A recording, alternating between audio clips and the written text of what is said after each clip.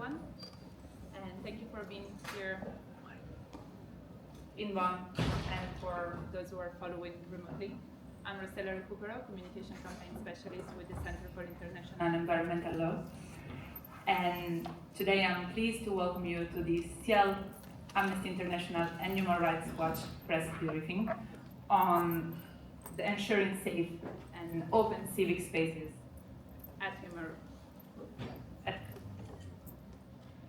climate negotiation here in Bonn for the upcoming COP in Baku in Azerbaijan and generally at any UNFCCC meetings. The speakers of today are starting from my left, Praskovia Nanyolu-Vikram, co-director of Climate Change Action East Africa, who will shine a light on the hurdles faced by climate activists and human rights defenders from Global South, including on visa issue and cost of travel and accommodation. Arzu Gebuleya, research consultant at Human Rights Watch, who will speak about the crackdown of civic space in Azerbaijan, the host country of the upcoming climate talks, COP29. And Anne Harrison, climate advisor for Amnesty International, who will provide an overview of the importance of ensuring safe and open civic space inside the UNFCCC conferences hall and rooms and outside.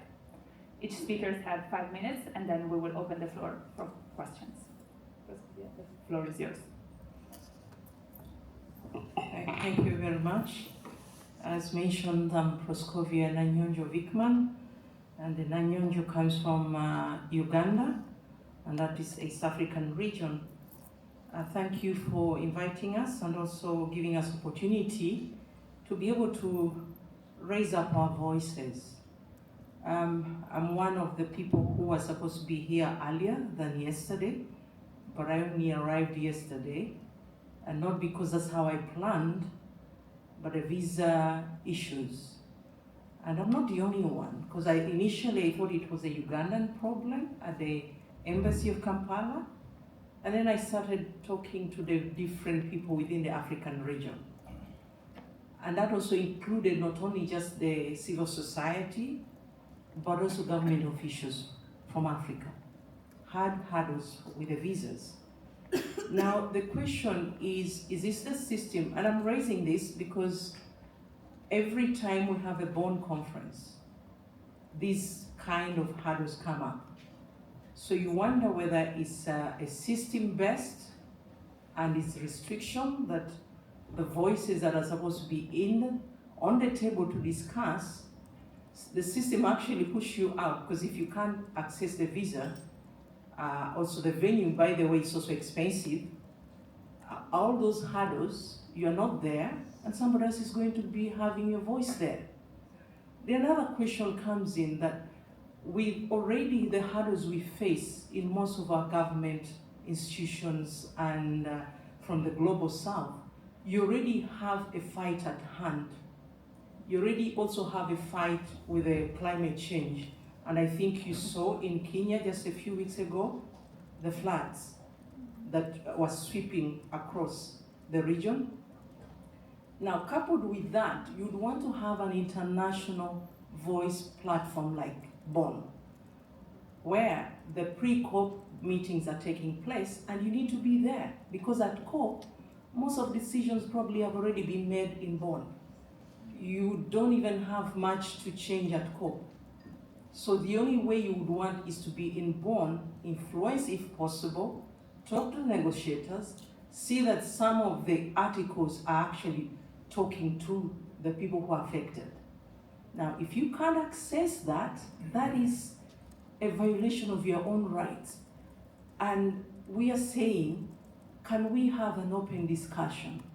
If it's a system-based, do we really need to stay in Bonn for such conferences? Can we move away from Bonn and probably get another country that is accommodative enough and would see where we're coming from? Because you really don't want to be in a space when you're not needed.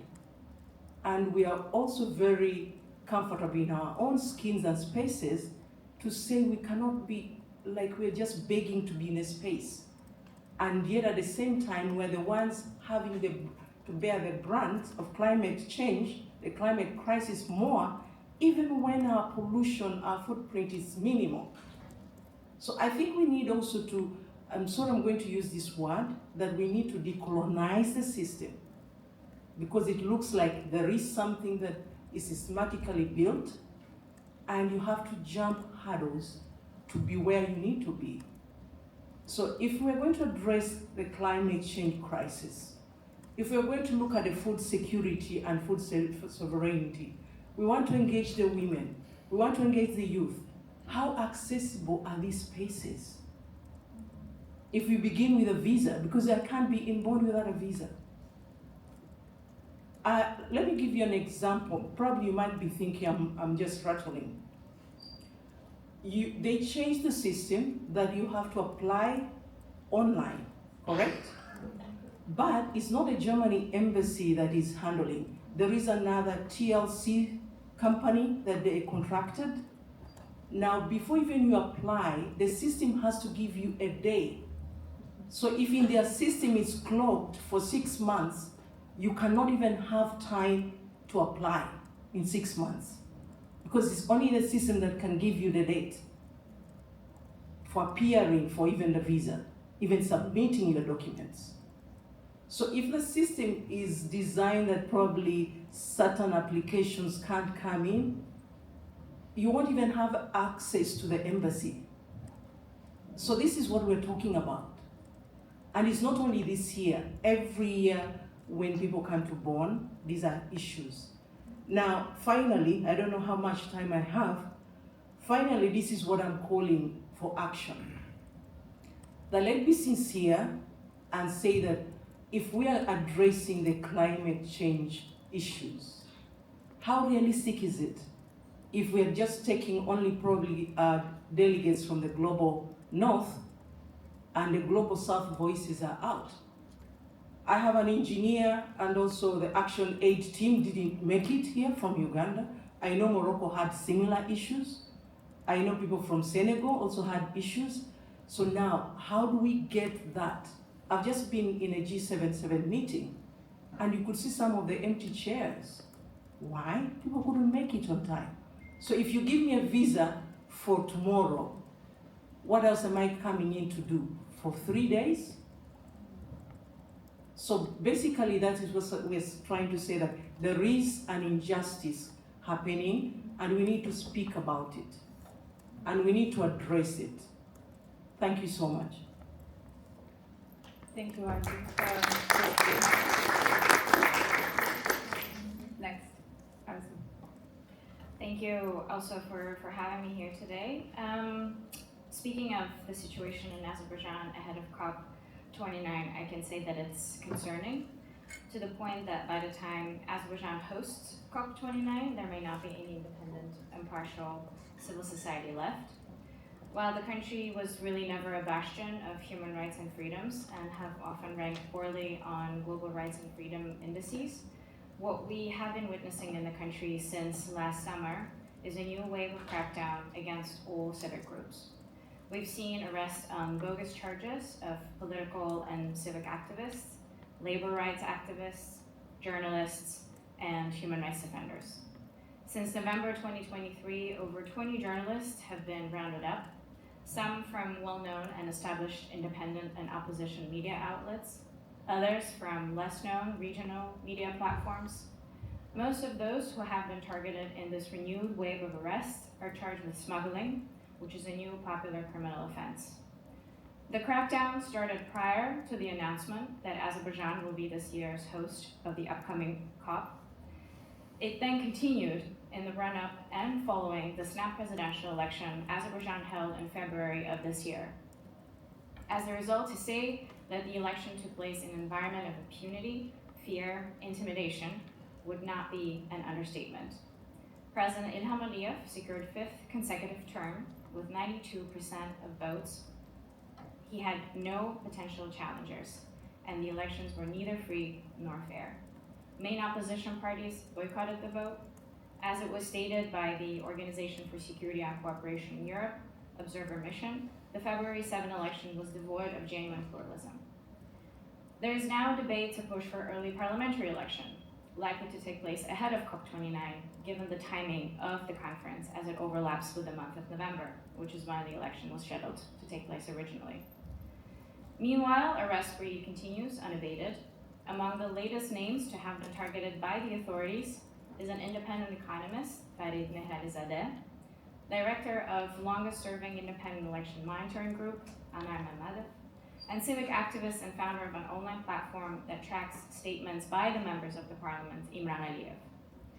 In addition, questioning and ongoing investigations launched against news platforms and non-governmental organizations that have been targeted since November continue, as well as the pretrial detentions of those arrested thus far. The authorities are even more brazen. In April, during his visit in Berlin, President İlham Əliyev, while answering a question about the wave of arrests, said these arrests were lawful, dismissing international criticisms and calls to release these people and drop charges leveled against them. Yes, it is true that following an immense and consistent international pressure, a well-known academic and anti-corruption expert, Qubadlı Badoglu, has been released under house arrest, but celebrating his transfer from prison to an open-air prison is naive. Professor Badoglu continues to face the same charges and the investigation is ongoing. None of this is new. The crackdown against independent voices and critics has been in practice for decades. The ruling family has been in power. The overall situation that I just described puts everyone who is involved in civic space and civic work in potential danger and at risk. While there is a handful of environmental activists in the country, they tread carefully. The government's relationship with climate and environment is complicated. While Azerbaijan has recently invested in renewable energy, its oil and gas industry provides most of the government's revenues.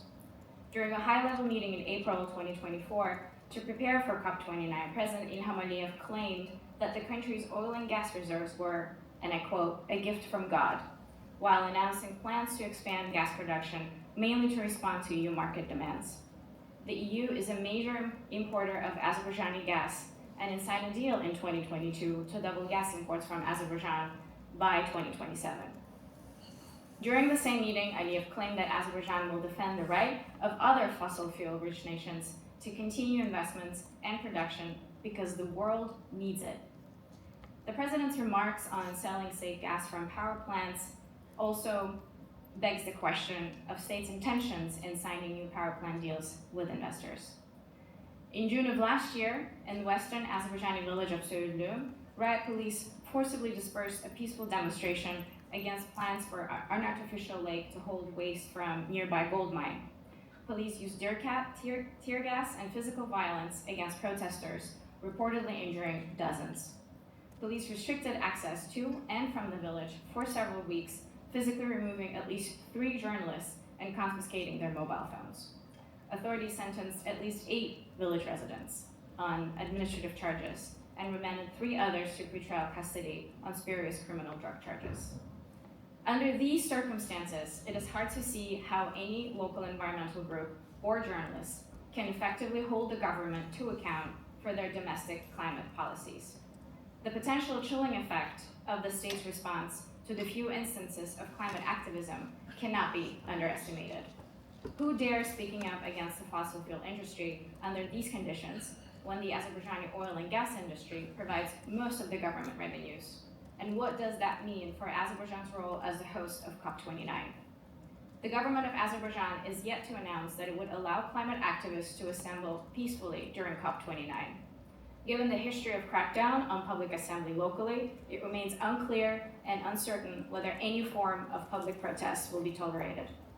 Whatever decisions will be made, the uncertainty related to the exercise of the fundamental human rights is extremely dangerous.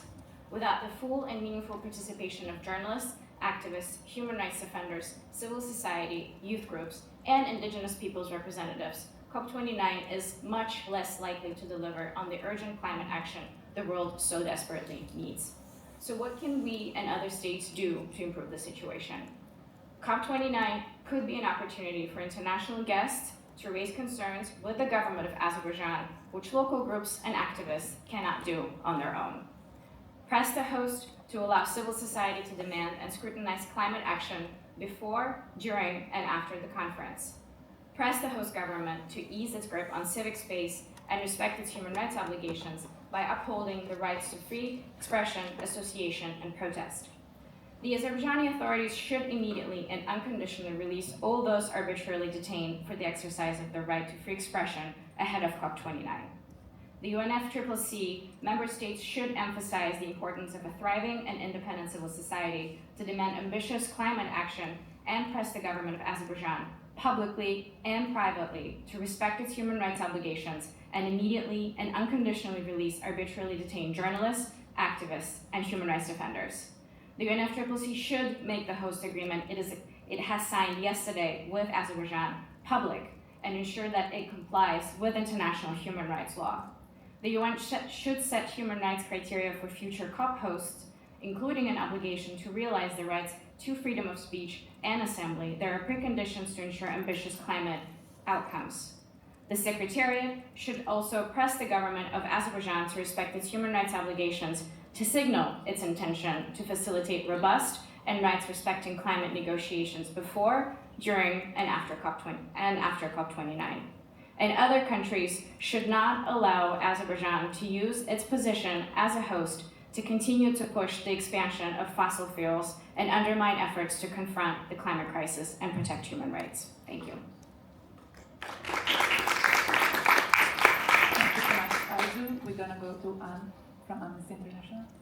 Thank you very much for the opportunity to speak here today as well, and thanks very much to the panelists for sharing those really important reflections on what human rights really mean in practice. And I'm here to try and give some context about why there really is no climate justice without human rights, and therefore why human rights are essential for what is trying to be achieved at UN climate talks, whether here in Bonn or at COPs. Now, of course, human rights are international legal obligations, and states have obligations to protect, respect, and fulfill them. But actually, fundamentally, we all need these rights to be in place so that we can all hold our governments to account for the actions they take, or indeed actually fail to take, to achieve climate justice. And that means making sure that everyone on the planet can, in all of their diversity, can live a life of dignity in their own lands and territories. And in fact, it's not just the law, but the science is also behind it. The Intergovernmental Panel on Climate Change recognised that equity, social justice, climate justice, and rights-based approaches and inclusivity lead to more sustainable outcomes, reduce trade-offs, and support the transformative change we need and advance climate-resilient development. And so that's where open civic space and environmental human rights defenders and Indigenous peoples come in, because it's their voices that bring their knowledge, their lived experience to bear on climate negotiations, and also at the local level, that will actually help achieve these more sustainable outcomes. But actually what we're facing, and as we've heard, is that civic space is shrinking around the whole world, whether it's the global north here in Germany, visa restrictions that we've heard about, in my country, the United Kingdom, as well as in the global south, especially for environmental human rights defenders who are protecting all of our rights to a clean, healthy, and sustainable environment. They're exposed to a whole array of intimidatory tactics and worse, sometimes violence and all too often murder.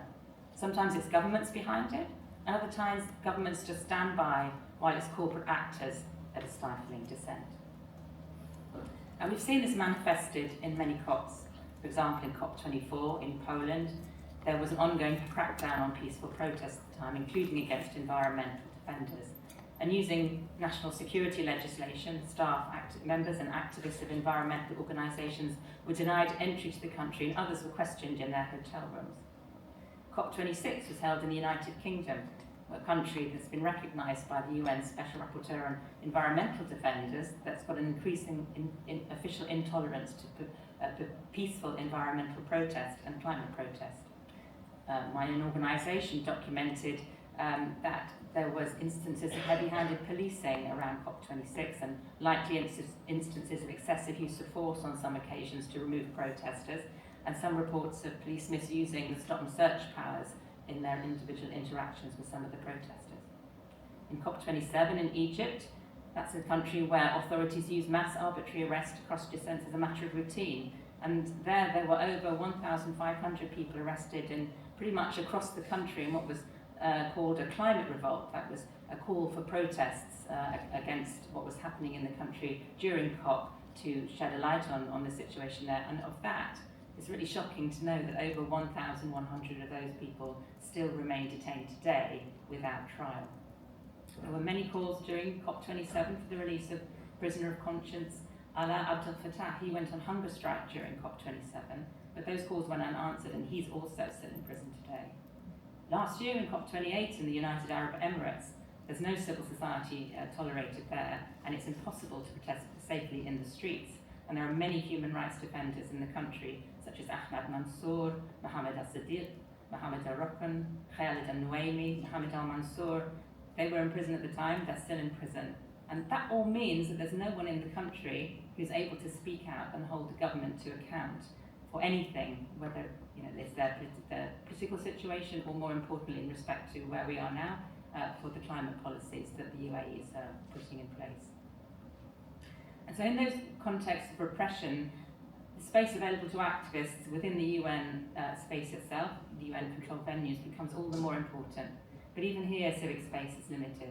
For example, in COP25 in Spain, activists were very frustrated at the lack of progress and staged a protest inside the venue, and they were roughly removed by security officials and temporarily debadged.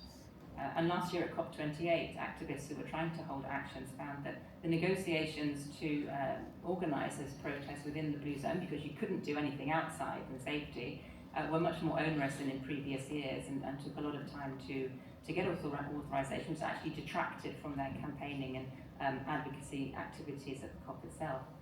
And even here in Bonn, I'm sure many of you saw on the first day, Can International's head of communications being fairly heavily-handedly treated by UN security. While she was peacefully doing her job, she was filming a response to a protest in the plenary, and she was against the unfolding genocide in Gaza, and she was debadged and has yet to have her badge restored, and that should really happen immediately. So all of this just demonstrates why we need guarantees of respect for human rights in host countries. And that's something that was reiterated last year here in Bonn in the conclusions of the arrangement of intergovernmental meetings strand. Yesterday, as my colleague Arzu was saying, we saw a tantalising glimpse of this, the host country agreement for the upcoming COP. But how do we know if it's actually got any human rights protections and guarantees in it at all? We just don't, because despite the fact that those conclusions last year said that host country agreements should be made public, in practice they're not. I've spent the best part of the last year trying to get hold of the COP28 host country agreement, and I've been sent from pillar to post, from the Secretariat to the UN treaty system, which they assured me you can get it from there, but it's not there, it's not listed. You can't see any host country agreement listed under Azerbaijan. There's no way you know what to ask for. You have to actually make an account to request, even make a request to the treaty system for a treaty, and then when you send a request in, they say they haven't got any record of it.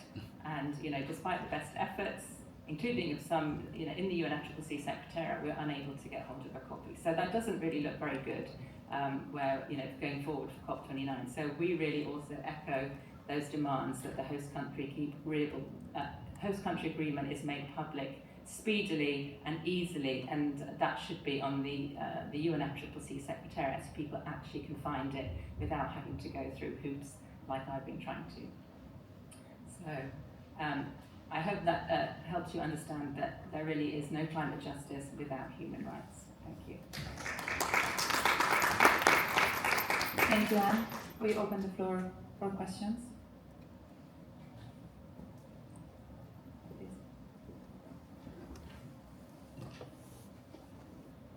Hi, I'm Emin Hussein, Azerbaijani activist. I'm living in Excel, not in my own country. My question is regarding the bureaucracy, first of all, here in SB60, because I absolutely support your concern about limitation with this unprecedented bureaucracy. Some of Azerbaijani independent media outlets applied for the accreditation. And the 1 week, first week, this journal is not able to even receive the response. When they're going to the system, they receive a pending approval. Yeah. And it takes, imagine like 2 media outlets with limited resources, limited budget, dedicated journalists, but journalists coming to there, they're not able to go in. But when I observe the rooms inside, I saw like lots of propagandists from Azerbaijan, state medias, from oligarchs medias, who blame human rights activists. They are secretly recorded us when we're doing protests, etc. And today I'm going and ask them for, guys, what's happened? Why you are not approved? But they said, oh, we have some bug in the system. I said, well, but we wrote you a few emails. Why are you not fixing that? Yeah, we will try to do our best. I said, well, could you fix this, please? At least they're able to cover second week. Ask Azerbaijani officials about real opportunities for meaningful and equal COP29 for Azerbaijani journalists who operated in exile because they arrested their colleagues in Azerbaijan arrested. This questions how it's possible to engage with the Secretariat for do not have such kind of things for the future, and especially for make available COP29 for Azerbaijani journalists who work and live in Azerbaijan. My question is also to Arzu Geybulaeva. You explained detailedly everything what's happening in Azerbaijan, but my question is first question is about Söğütlü. Is it possible to organize fact-finding mission to this village, to Söğütlü village? Because according our observations, all journalists who covered protests in this village a year ago, all of them jailed, and their editorial officers sealed by General Prosecutor Office. And this village right now looks like a small concentration camp, like with a few thousand people, everyone who won't even go there, not able. Is it because the government of Azerbaijan promised, including Minister of Ecology, for they will invite third parties, independent parties like famous consulting companies to make independent examinations of these pollutions, because people still concerned. And many people from also inhabitants of this village, they are also arrested. Do you know exact numbers of this? And what is the general observation of the Human Rights Watch? Do you think repressions ahead COP will continue? Or is it possible to bring these people out, and what international community and international leadership should do? Should they boycott, participate COP29 on the country leaders level and send their deputies or vice president, or should they attend and ask Aliyev personally, at least if each head of the state able to ask for one political prisoner or prisoner of conscience? I think maybe we have some kind of success in this. Thank you and sorry for the very long question. Unfortunately, we only have 1 minute to answer this question. So if the speakers would provide a very quick, on-point answer, and then they will all be able to answer outside the room. Thank you very much for your question. My answer is that we need to have joint action, and this has to be a global action. It cannot be just maybe Africa chapter, or Southern Africa, or South America, jointly, because this is what we started in Uganda briefly, but we coordinated. And some of the visa restrictions is so similar to you saying the system blocked you out. But actually, we are realizing that something else was happening. So, but I think we need the data, the cases, why, and then we pick it up on the social media. It's more protective for our people unless the social platform also block us out. But once you have this, then we can treat across the globe. Sometimes these governments work with pressure, and I think we can do it as a joint effort. Alone, you might not even push a needle. Thank you. Yeah, and thank you for your question. I mean, yes, as I mentioned in my intervention, there were at least 8 village residents who were arrested, and several journalists were removed from the village. As for the recommendations, again, I mentioned them at the very end of my intervention, and none of them mentioned boycotting. In fact, all of them call for concrete action, and specifically request the countries who will be attending COP29 to push the host government to respect human rights and freedom of expression and release currently all unjustly imprisoned rights defenders, journalists, and political activists. And lastly, I think we're out of time. Thank you. Thank you so much, everyone.